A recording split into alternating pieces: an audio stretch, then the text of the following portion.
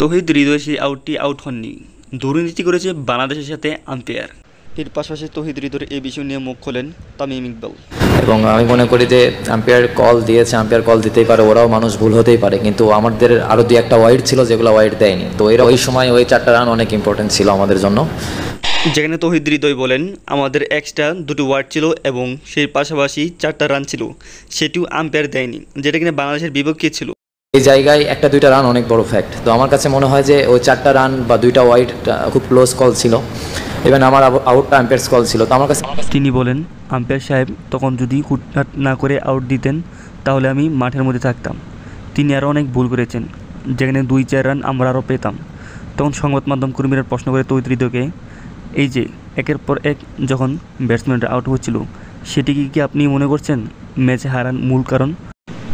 তখন তৌহিদ হৃদয় সংবাদ মাধ্যমকে খুব সুন্দর একটি উত্তর দেন, ম্যাচ হেরে গিয়েছি আমার আউটে। আসলেই প্রশংসনীয়, কতটা নমনীয় হলে একজন মানুষের মুখ থেকে এরকম একটি উত্তর আসে।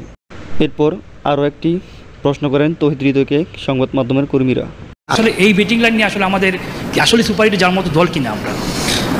আর এই উত্তরটা তৌহিদ হৃদয়ের জন্য খুব চমৎকার একটি উত্তর ছিল।